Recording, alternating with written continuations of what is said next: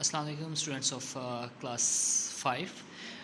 Welcome to today's video lecture.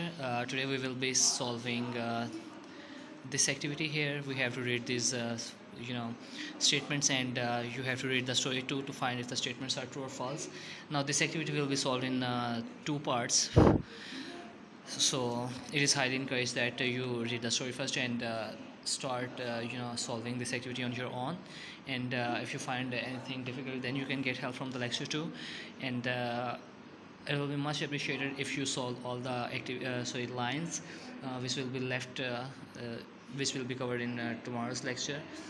So if you read the story, then it will be much easier to solve them.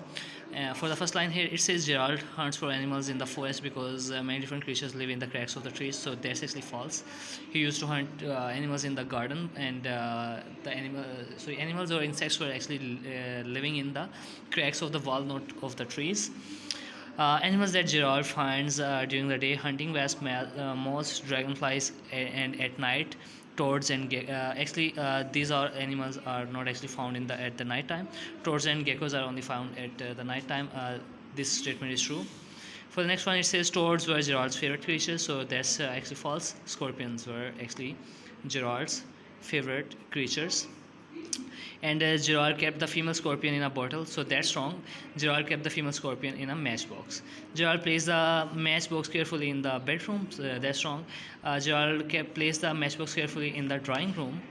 And scorpions were weird looking animals with the flattened bodies, round body. It is written round bodies, but not, they're actually flattened. They have actually flattened bodies. Straight legs, it is not straight legs, it is crooked legs. And the sharp crab like claws, it's wrong too. Crow like claws, it's wrong. You have right, crab like claws. Other lines which are left will be solved in the next video lecture, and I hope you can solve them on your own, and try to just solve them on your own. Until next video lecture, Allah Hafiz.